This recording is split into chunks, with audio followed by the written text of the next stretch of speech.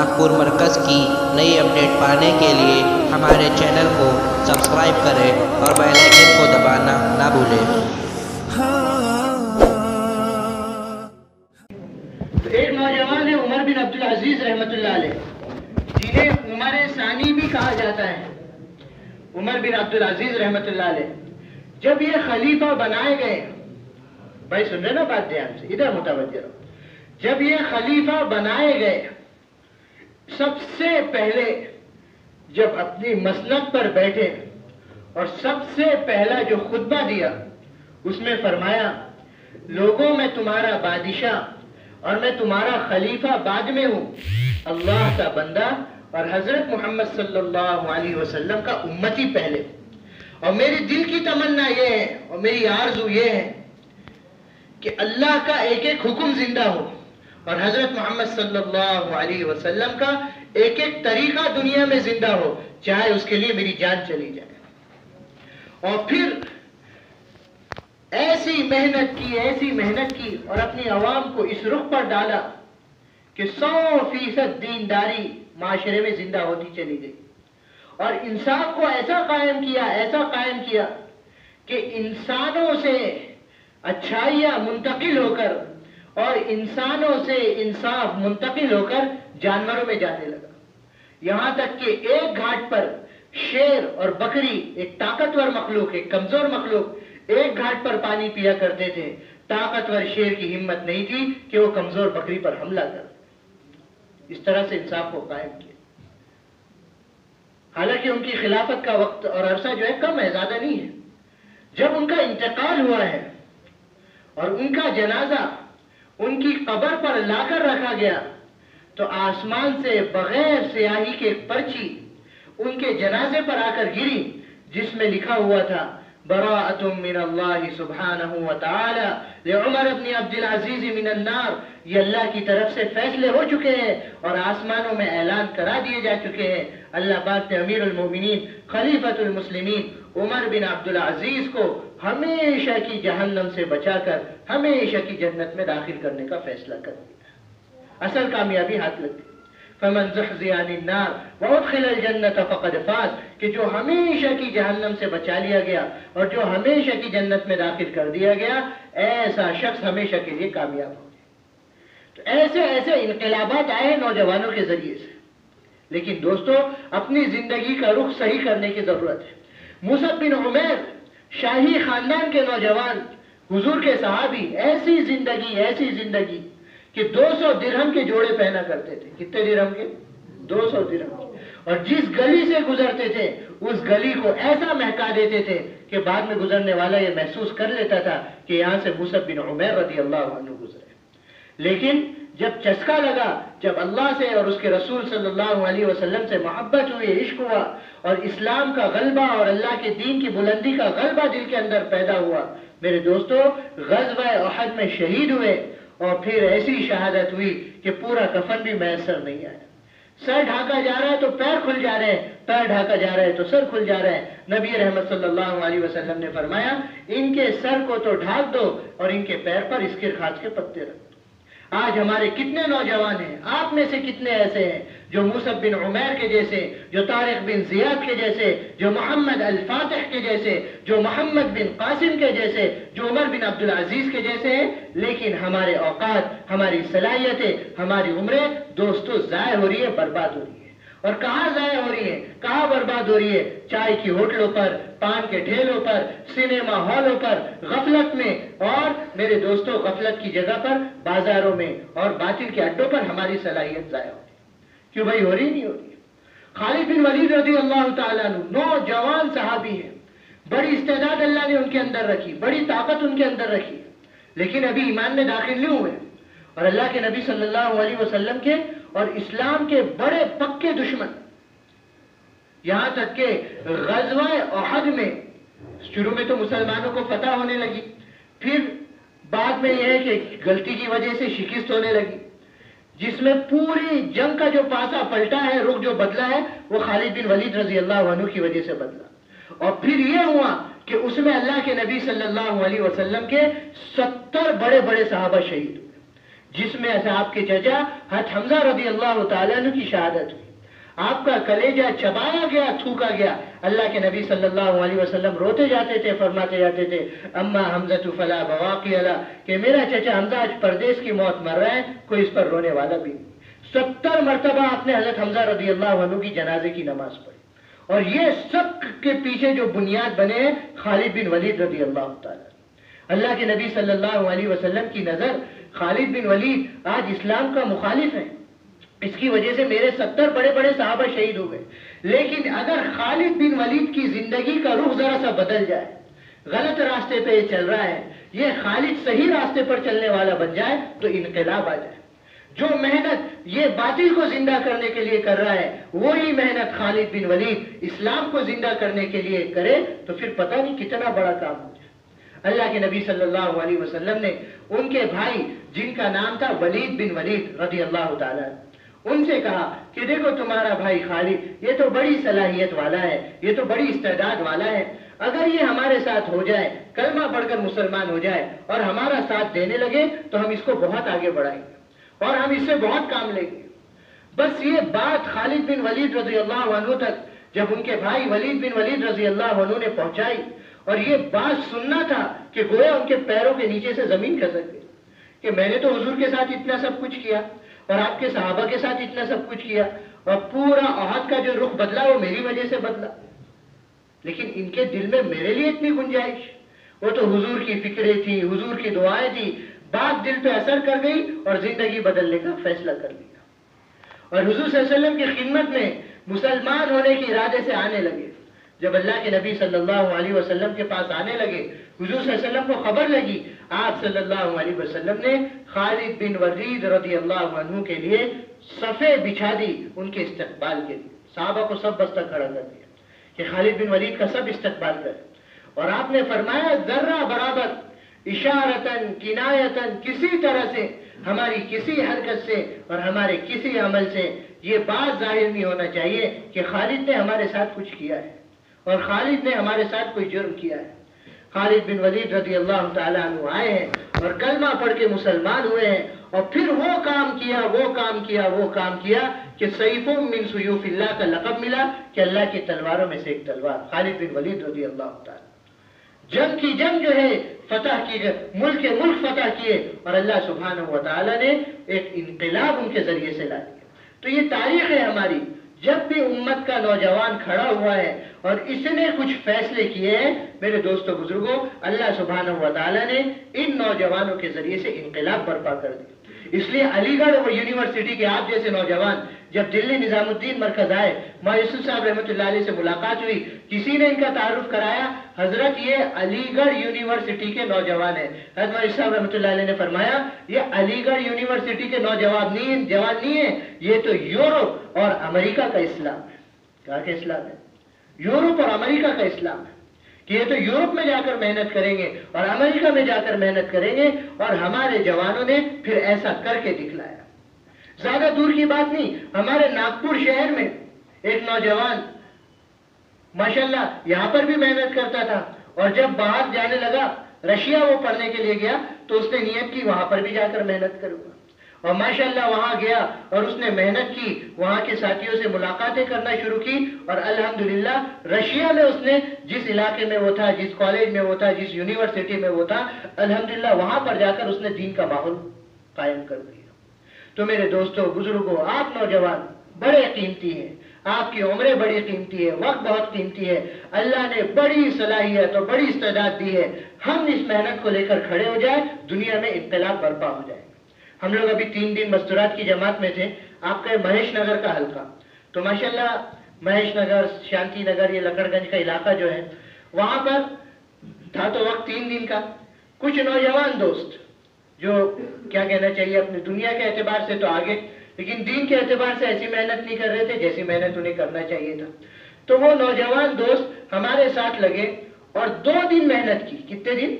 2 دن, زیادہ لمبا چوڑا وقت نہیں. 2 دن انہوں نے محنت کی, 2 دن ساتھ دیا. آپ یقین مانیں کہ پورا ان کا علاقہ, پورا ان کا جو کیا کہنا چاہیے ان کا جو محلہ ہے, محلے بلکہ کئی محلے اس میں, لکڑ گنج, شانتی نگر, مہیش نگر, ایچ بی نگر, کاورا پیٹ, پورے علاقے میں انقلاب آ گیا، اور پھر ہم نے 2 دن کی محنت میں ایک جوڑ کیا وہاں پر، تو تقریباً 100 سے 150 کے قریب نوجوان جمع ہوئے 2 دن کی محنت میں۔ ہمارا یہ نوجوان 2 دن محنت کر کے انقلاب برپا کر سکتا ہے اگر ہمارا یہ نوجوان اس کام کو اپنا مقصد بنا لے اور اس کو اپنی ذمہ داری سمجھ کر کرنے لگے، جیسے طارق بن زیاد نے کیا تھا، جیسے محمد الفاتح نے کیا تھا، تو میرے دوستو ساری دنیا میں انقلاب آ جائے۔ باطل جو محنت کرتا ہے وہ نشانے پہ بناتا ہے، اس کا نشانہ نوجوان رہتے ہیں۔ اللہ کے نبی صلی اللہ علیہ وسلم کا نشانہ، آپ کے صحابہ کا نشانہ بھی نوجوان تھے۔ آج دوستو باطل نے محنت کر کے نوجوانوں کو تیار کیا ہے کہ ان کا کام آگے بڑھے، لیکن ہم نے محنت کر کے ہمارے نوجوانوں کو تیار نہیں کیا۔ کیوں بھائی؟ ایسے ہے نہیں، ہمارے نوجوان کتنے تیار ہوئے۔ ماں یوسف صاحب رحمۃ اللہ علیہ فرمایا کرتے تھے، اگر تم نے اپنی جوانوں کو چھوڑ دیا، اگر تم نے اپنے بچوں کو چھوڑ دیا، تو یقیناً باطل انہیں اپنا اعلی کار بنائیں گے۔ اعلی کار بنانے کا مطلب یہ ہے کہ انہیں اپنی محنت کے لیے استعمال کریں گے۔ اپنی محنت کے لیے کیا کریں گے؟ استعمال کریں گے۔ اردن، جارڈن ایک ملک ہے عرب میں، تقریباً 25 سے 30 ممالک، عرب ممالک وہاں پر جمع ہوتے ہیں، ان کا اجتماع ہوتا ہے۔ 2 مرتبہ اللہ کے فضل سے ہمارا جانا ہوا وہاں پر۔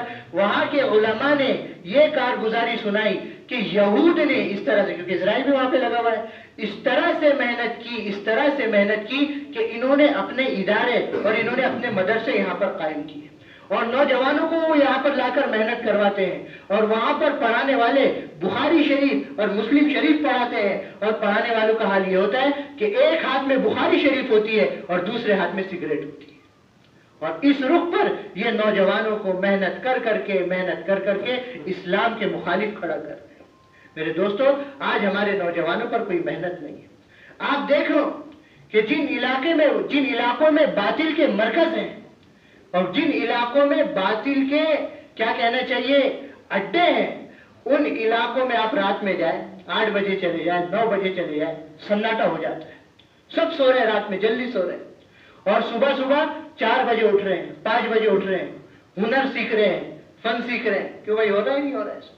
اور آپ دیکھو ہمارے مسلمانوں کے جو علاقے ہیں، پورے ہندوستان کے اعتبار سے دیکھ لو، گویا کہ راتوں میں دن نکلتا ہے۔ راتوں میں کیا ہوتا ہے؟ دن نکلتا ہے، رات بھر جاگتے ہیں، دن بھر سوتے ہیں۔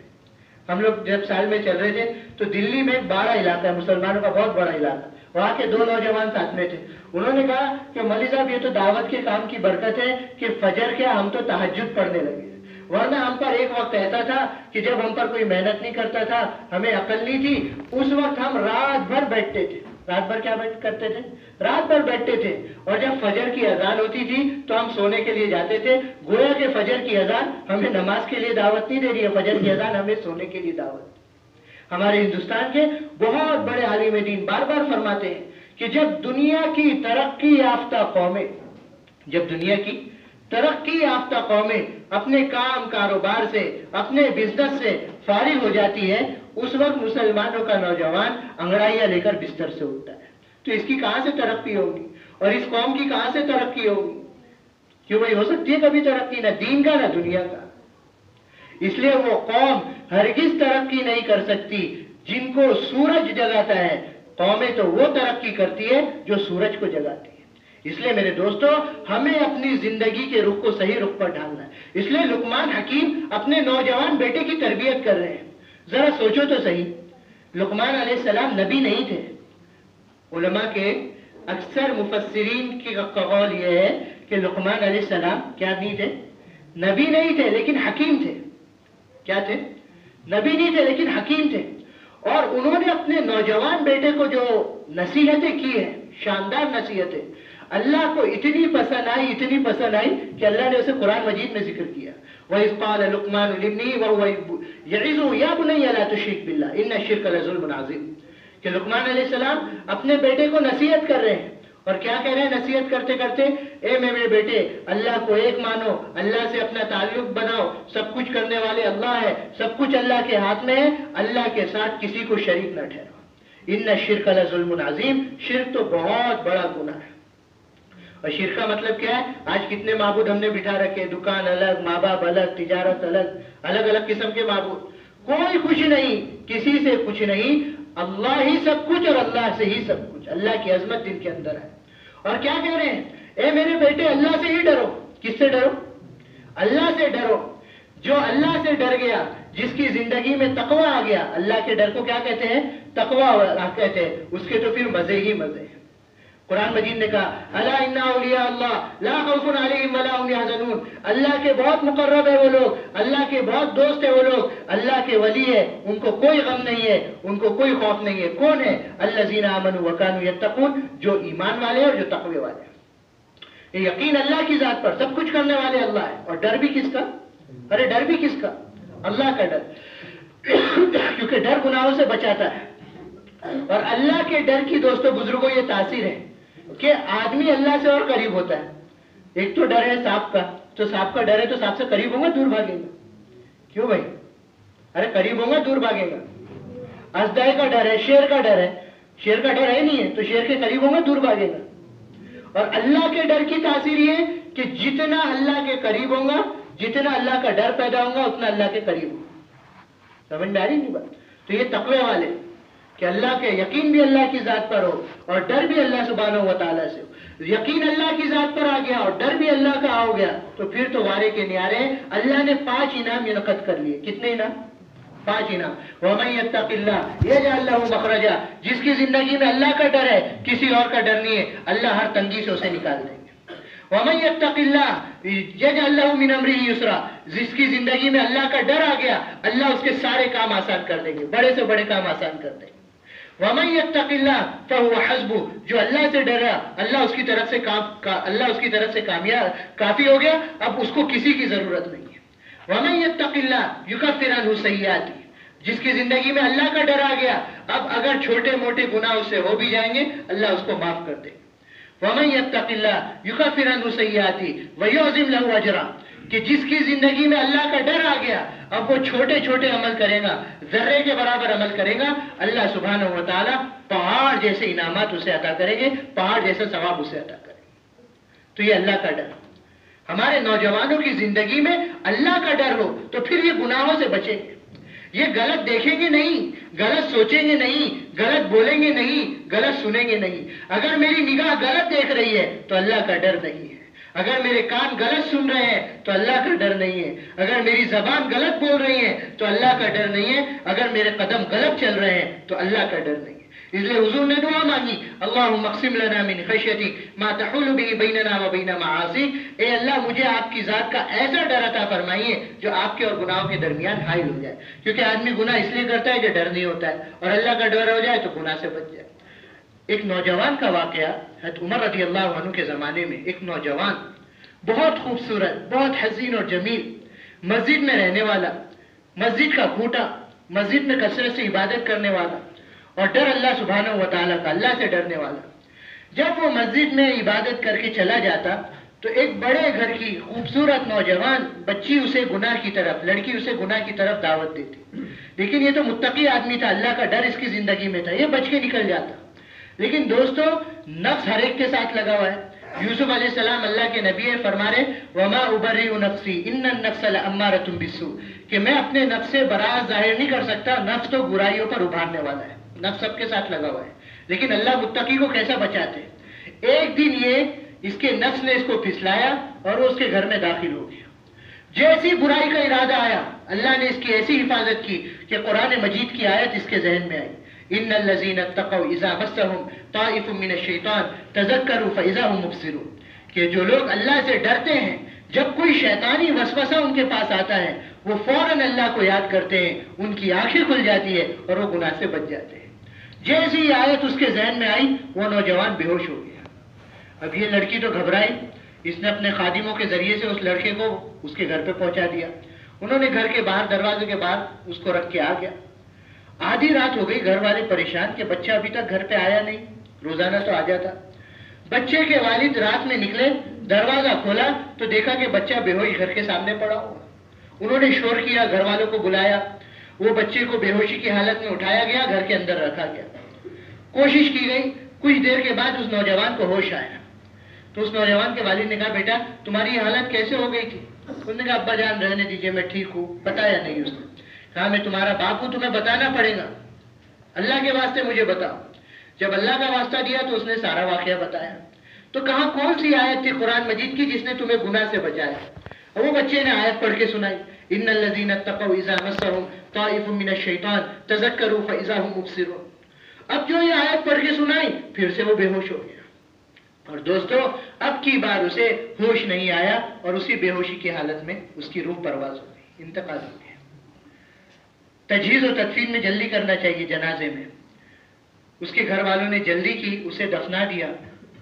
حضرت عمر رضی اللہ عنہ کو کچھ دن وہ نوجوان مسجد میں نظر نہیں آیا. ایک ایک پہ نظر رکھتے تھے, ہم بھی ایک ایک پہ نظر رکھے. ہمارا ساتھی, ہمارا دوست ہمارے ساتھ ہوٹلوں میں جا رہا ہے, کالج میں جا رہا ہے, سب جگہ جا رہا ہے, مسجد میں کیوں نہیں آ رہا ہے؟ نماز کیوں نہیں پڑھ رہا ہے؟ یہ قرآن کی تلاوت کیوں نہیں کر رہا ہے؟ سارے کام کر رہا ہے لیکن دین کے کام کیوں نہیں کر رہا ہے؟ حضرت عمر نے کہا بھائی وہ نوجوان اتنا اچھا نوجوان وہ مسجد آتا تھا, کیوں نہیں آیا؟ اس کے گھر گئے. گھر جانے کے بعد سارا واقعہ پتہ لگا, ساری کارگزاری سامنے آئی. حضرت عمر رضی اللہ عنہ نے فرمایا ارے تم نے مجھے خبر کیوں نہیں کی؟ چلو مجھے اس کی قبر پر لے کر چلو. صحابہ کرام رضی اللہ عنہ کے ساتھ, اس کے گھر والوں کے ساتھ حضرت عمر رضی اللہ تعالیٰ عنہ اس نوجوان کی قبر پر گئے. اور اس نوجوان کی قبر پر کھڑے ہو کر آپ نے قرآن مجید کی آیت پڑھی, وَلِمَنْ خَافَ مَقَامَ رَبِّهِ جَنَّتَانِ, کہ جو شخص اللہ سبحانہ و تعالیٰ کے سامنے کھڑے ہونے سے ڈرے اس کے لیے 2 باغات ہیں, 2 جنتیں. اللہ کے سامنے کھڑے ہونے سے ڈرے. آج میں غلط کام کر رہا ہوں لیکن اس غلط کام کا ایک ایک کا حساب اللہ کے سامنے دینا ہے. فَمَنْ يَعْمَلْ مِثْقَالَ ذَرَّةٍ خَيْرًا يَرَهُ وَمَنْ يَعْمَلْ مِثْقَالَ ذَرَّةٍ شَرًّا يَرَهُ. ذرہ برابر خیر کی ہوگی اس کو بھی اس کا بھی بدلہ مل جائے گا, اور ذرہ برابر کسی نے برائی کی ہوگی اللہ اس کا بدلہ بھی دے دے. وہاں تو ایک ایک پائی کا حساب ہوگا. تو جو اللہ کے سامنے کھڑے ہونے سے ڈرے اور گناہوں سے بچے, ایسے کے لیے 2 باغات ہیں, 2 جنتیں ہیں. یہ قرآن مجید کی آیت ہے سورہ رحمان کی. ابھی حضرت عمر رضی اللہ تعالیٰ عنہ نے یہ آیت اس نوجوان کی قبر پر کھڑے ہو کر پڑھا. اس نوجوان کی قبر کے اندر سے آواز آئی, حضرت عمر رضی اللہ عنہ نے بھی سنا اور سارے آپ کے صحابہ نے سنا, اے اللہ کے نبی کے خلیفہ, اے امیر المومنین, اللہ پاک نے تو مجھے 2 باغات عطا کر دیے, 2 جنتیں عطا کر. کاش ہمارے نوجوان بھی ایسے نوجوان بنے. حضرت معاذ رضی اللہ عنہ کو حضور یمن بھیج رہے ہیں. کہاں بھیج رہے ہیں؟ یمن بھیج رہے ہیں. اور جاتے جاتے نصیحت کر رہے ہیں, اے معاذ ایسا کرنا, ایسا کرنا, ایسا کرنا. اور سواری پر معاذ رضی اللہ عنہ سوار ہیں, آپ نیچے چل رہے ہیں ان کے ساتھ. اور پھر کہتے کہتے فرمایا, اے معاذ, ہو سکتا ہے جب تم یمن سے واپس آؤ تو مجھے نہ پاؤ, میرا انتقال ہو چکا ہو. اے معاذ تم آؤ گے ضرور, مدینہ میں آؤ گے, لیکن تم میری مسجد سے گزرو گے, مجھے نہیں پاؤ گے, تم کو میری قبر سے گزرنا پڑے گا. بس یہ سننا تھا. حضرت معاذ رضی اللہ عنہ دھاڑے مار مار کر پھوٹ پھوٹ کر رونے لگے. حضور صلی اللہ علیہ وسلم نے دیکھا کہ معاذ رضی اللہ تعالیٰ عنہ کو بہت زیادہ صدمہ ہوا ہے میری جدائی کی, کیونکہ صحابہ تو حضور سے سب سے زیادہ محبت کرتے تھے. اللہ کے نبی صلی اللہ علیہ وسلم نے فرمایا, ان اول الناس بی المتقون من کانوا وحیث کانوا. اے معاذ, میرے سب سے زیادہ نزدیک قیامت میں جنت میں وہ شخص ہوگا جس کی زندگی میں اللہ کا ڈر ہوگا, جس کی زندگی میں اللہ کا خوف. تو یہ لقمان حکیم نصیحت کر رہے ہیں اپنے بیٹے کو کہ اللہ سے ہی ڈرنا, اللہ کے ساتھ شرک نہیں کرنا. اور کیا کہہ رہے, بیٹا اگر گناہ کرنا ہو تو ایسی جگہ جا کر گناہ کرنا جہاں اللہ نہ دیکھ رہا. اور اللہ پاک کہانی دیکھ رہے, یا بنی انہا ان تک مثقال حبۃ من خردل فتکن فی صخرۃ او فی السماوات او فی الارض یأتی بها اللہ ان اللہ لطیف خبیر. اے میرے بیٹے, تو زمین کے کسی حصے میں, آسمان کے کسی حصے میں, اگرچہ تو بند چٹان اور بند پتھر کے اندر بھی جا کر گناہ کرے, اللہ اسے بھی جانتا ہے. یہ فرمایا. اور کیا کہہ رہے, یا بنی اقیم الصلاۃ. اے میرے بیٹے, نماز کو کبھی نہ چھوڑنا, نماز کو قائم کرنا, نماز کا اہتمام کرنا. ہمارا سارے نوجوان یہ نیت کرے, عزم کرے, ہم نمازوں کا بھی اہتمام کریں گے انشاءاللہ. 4 وقت کی نماز تو مسجد میں, اور 5ویں نماز فجر کی کون سی مسجد میں؟ محلے والی مسجد میں, بستر والی مسجد میں؟ کیوں بھائی, کون سی مسجد میں؟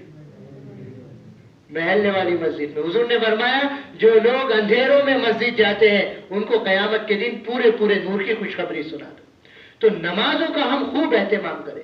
ایک بے نمازی کی نحوست دائیں بائیں آگے پیچھے 40 گھر ملا کر 160 گھروں تک پہنچتی ہے. اگر ہمارا بھائی بے نمازی ہے, ہمارے گھر میں اور کوئی بے نمازی ہے دوستو, یا ہم خود بے نمازی اللہ نہ کرے, تو پھر دوستو کتنی بڑی پکڑ ہوگی ہماری, کیوں بھائی ہے نہیں؟ صحابہ نے اپنے مسائل نماز کے ذریعے سے حل کرائے. ہمارے ایگزام ہو، ہمارے امتحانات ہو، ہمارا انٹرویو ہو، ہمیں جاب میں جانا ہے، کہیں ہمیں جانا ہے، 2 رکعت نماز پڑھ کے جاؤ، اللہ سے دعا مانگ کے جاؤ. خدا کی قسم تم بڑی بڑی کوشش کر لو، کامیاب نہیں ہو سکو گے. اگر تم نے یہ عمل کر لیا، 2 رکعت نماز پڑھ کے اللہ سے دعا مانگ کے چلے گئے، اللہ منٹوں سیکنڈوں میں تمہارے مسئلے حل کرواتے.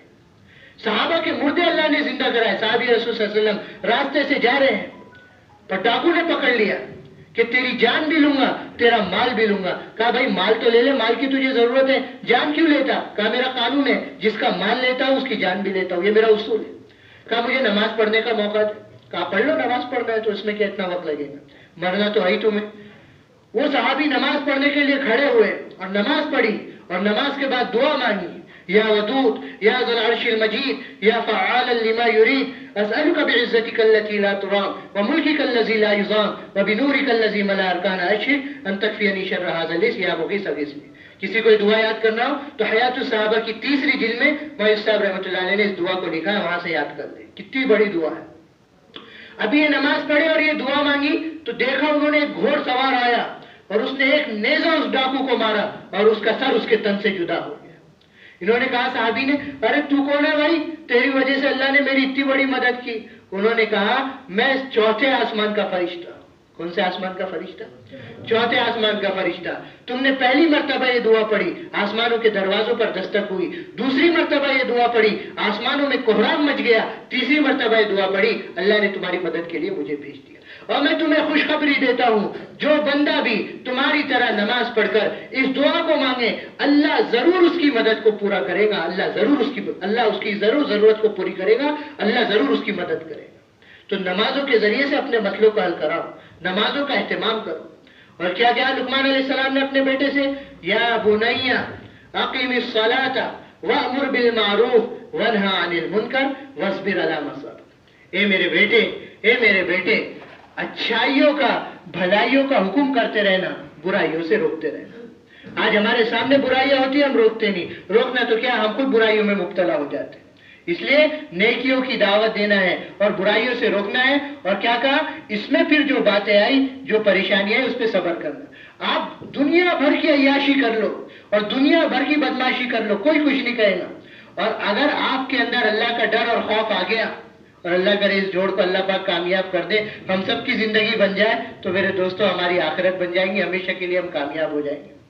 تو آپ اب دعوت دیں گے نا، کسی کو برائی سے روکیں گے، کہیں گے ارے بڑا ملا بن رہا ہے، بڑا ملا بن رہا ہے، ابھی تک تو بھی تو ہمارے ساتھ کیا کرتا تھا. ارے ہوتا نہیں ہوتا، سب کچھ کر لو کوئی کچھ نہیں کہے گا. ذرا سی اچھائی کی دعوت دو، لوگ مذاق اڑانا شروع کر دیں گے. اس لیے کہا وَاصْبِرْ عَلَىٰ مَا أَصَابَكَ، کہ اس میں تکلیفیں آئیں گی، بولوں کے ذریعے سے بھی آئیں گی، حرکتوں کے ذریعے سے بھی آئیں گی. تو اس پہ کیا کرنا؟ اس پہ صبر کرنا. اِنَّ ذَلِكَ مِنْ عَزْمِ الْأُمُورِ، یہ بہت بڑے ہمت کے کاموں میں سے ہے. اِنَّ اللَّهَ مَعَ الصَّابِرِينَ، صبر کرنے والوں کے ساتھ تو اللہ سبحانہ و تعالی. اور کیا فرمایا لقمان علیہ السلام نے؟ یا بنی لا تساعر خدک للناس ولا تمشی فی الارض مرحا. اے میرے بیٹے زمین میں اکڑ کے نہ چلنا اور اپنے چہروں کو لوگوں سے نہ پھیرنا، ہر ایک سے خندہ پیشانی، خوش مزاجی سے ملنا. کیوں؟ ان اللہ لا يحب كل مختال فخور، اللہ سبحانہ و تعالی تکبر کرنے والے اور فخر کرنے والے کو پسند نہیں کرتے. تکبر کرنے والا جنت میں جانا تو درکنار، جنت کی خوشبو بھی سونگھ نہ سکے. اور آگے فرمایا وَاقْصِدْ فِي مَشِيكَ وَاغْضُضْ مِنْ صَوْتِكَ إِنَّ أَنْكَرَ الْأَصْوَاتِ لَصَوْتُ الْحَمِيرِ. جب چلنا تو اپنی چال میں میانہ روی اختیار کرنا، اعتدال کی چال چلنا. اور آواز کو کیسا کرنا؟ درمیانی آواز سے بات کرنا. بازاروں میں جیسا چلاتے ہیں آوارہ لوگوں کی طرح چلاتے مت پھرنا، کیونکہ اللہ سبحانہ و تعالیٰ کو آوازوں میں سب سے بری آواز گدھے کی آواز لگتی ہے. کس کی آواز لگتی ہے؟ گدھے کی آواز لگتی ہے. تو گدھے کی طرح چلاتے نہ رہنا. یہ لقمان علیہ السلام نے اپنے نوجوان بیٹے کو نصیحتیں کی، اس کی تربیت کی. اللہ سبحانہ و تعالیٰ نے اس کو قرآن مجید میں بیان کیا کہ قیامت تک کے آنے والے جوان اس کو پڑھتے رہے اور قیامت تک کے آنے والے باپ اس کو پڑھتے رہے. باپ اپنے بیٹے کو نصیحتیں کرتے رہے اور اولاد اپنے باپ سے نصیحتیں حاصل کرتے رہے. کیوں بھائی؟ کرو گے انشاءاللہ. تو اس کے لیے میرے دوستو ہمیں اپنی زندگی کے رخ کو صحیح لانا ہے. اللہ کی محبت ہماری زندگی میں ہو، اللہ کا ڈر ہماری زندگی میں ہو، اللہ کے احکامات ہماری زندگی میں ہو، نمازوں کا اہتمام ہماری زندگی میں ہو، قرآن مجید کی تلاوت ہماری زندگی میں ہو، ذکر و تسبیحات کا اہتمام ہماری زندگی میں ہو، ایک ایک کے پاس 100% محنت کر کے 100% ٹارگٹ بنا کے ہمارا کوئی بھائی نہ چھوٹے، ہمارا کوئی والد نہ چھوٹے، ہمارا کوئی پڑوسی نہ چھوٹے، ہمارا کوئی جوان نہ چھوٹے، ہمارا کوئی دوست نہ چھوٹے، جس تک ہم نہ پہنچے اور جس تک ہم نے اللہ کی دعوت، اللہ کی بڑائی کی دعوت، اللہ کے احکامات کی دعوت اور اللہ کی دین کی دعوت ہم نہ دیں۔ یہ نوجوان جب کھڑے ہوئے انہوں نے ملکوں میں انقلاب برپا کر دیا، دنیا میں انقلاب برپا کر دیا۔ میرے دوستو آپ کھڑے ہو جائیں گے تو آپ کا شیونکر نگر کیا اور آپ کا یہ چاند ماری اور حسن باغ اور تاج باغ کیا، اللہ کی قسم آپ میں سے ایک ایک نوجوان ایک ایک عالم ہے، ایک ایک نوجوان ایک ایک عالم ہے۔ جیسے میں نے کہا نا، مولوی صاحب رحمۃ اللہ علیہ کے پاس علی گڑھ یونیورسٹی کے نوجوان آئے، فرمایا حضرت نے یہ نوجوان امریکہ کا اسلام ہے، یہ نوجوان یورپ کا اسلام ہے۔ اس لیے میرے دوستو یہ محنت ہی اس بات کی ہے، یہ محنت کوئی پارٹی بنانے کی نہیں ہے، یہ ہمارے جوڑ جو ہوتے ہیں، یہ ہماری محنت جو ہوتی ہے، آپ کے پاس خوشامد کر کے آتے ہیں، آپ لوگوں کے پاس خوشامد کرنے جاتے ہیں، یہ کوئی پارٹی بنانا نہیں ہے، یہ کوئی گروپ بنانا نہیں ہے، یہ کوئی جماعت بنانا نہیں ہے۔ میں الیاس صاحب رحمۃ اللہ علیہ سے پوچھا گیا آپ نے کوئی تبلیغی جماعت کا نام رکھا ہے کیا؟ فرمایا دنیا میں کوئی کم جماعت نہیں کہ ایک جماعت میں بھی بنا ڈالوں۔ ہم تو یہ چاہتے ہیں کہ حضرت محمد صلی اللہ علیہ وسلم نے امت بنائی تھی، یہ امت حضور کی امت بنے۔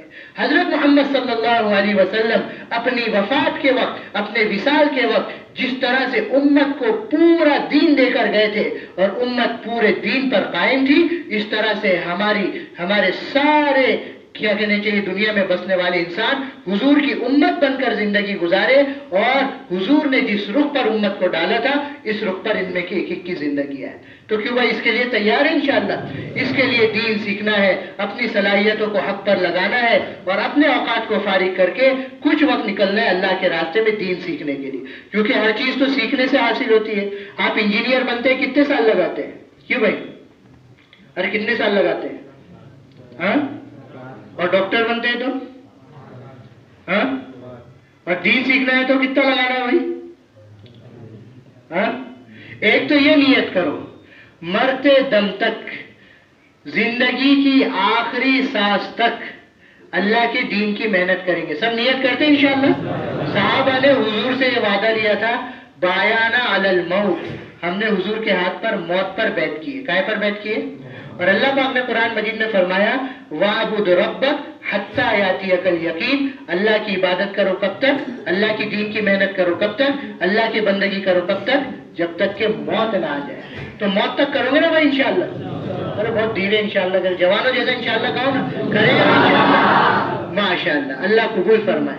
اب اس کے لیے، اس مبارک محنت کو سیکھنے کے لیے، طارق بن زیاد، موسیٰ بن عمیر، محمد بن قاسم جیسا بننے کے لیے اللہ کے راستے میں ہمیں نکلنا ہے۔ تو کیوں بھائی نکلو گے انشاءاللہ؟